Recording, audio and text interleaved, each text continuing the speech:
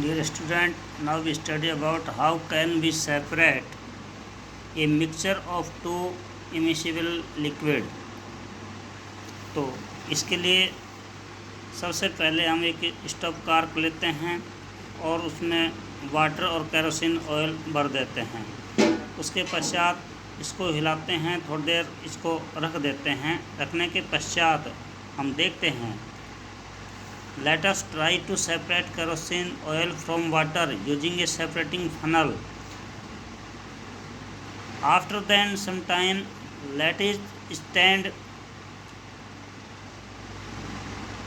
undisturbed for some time so that separate layer of oil and water are formed.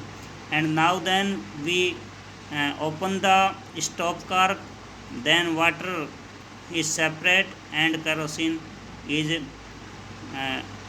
in the beaker. So we can say that we separate two separate layer of kerosene oil and water. They are insoluble to each other.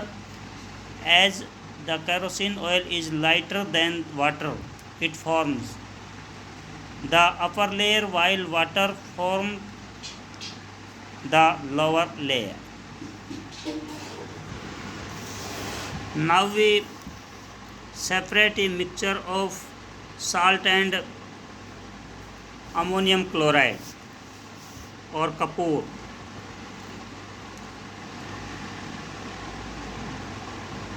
At first we take a watch glass and take china disc, and in this disc we take mixture of ammonium chloride या kapoor and salt, and now we heat it with lamp.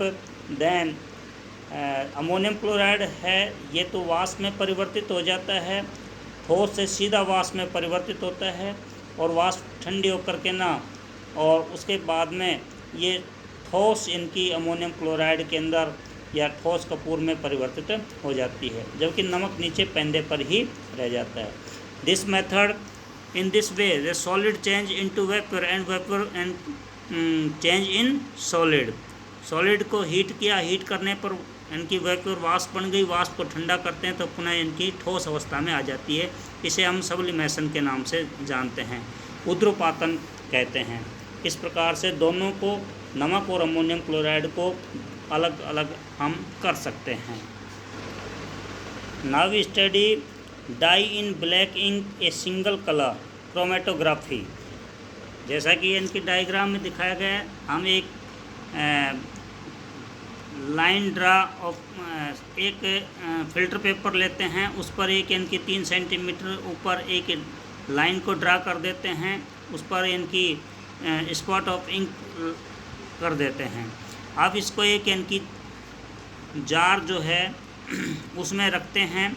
Jar में जल भरा हुआ है, water है। Water जो है इस फिल्टर पेपर जो है उसको टच नहीं कर रहा, थोड़ा सा इनकी टच करता है। उसके पश्चात देखते हैं कि धीरे धीरे वाटर जो है फिल्टर पेपर ऊपर की ओर चढ़ता जाता है। जैसे ही इनकी स्पॉट ऑफ इंक तक पहुंचता है, स्पॉट ऑफ इंक फास्टली इनकी पानी में घुल जाता है और अपना कलर देता है। अलग अलग जो कलर के जो हैं वो पट्टियाँ जो हैं ऊपर की ओर इनकी बढ़ती चली जाती हैं।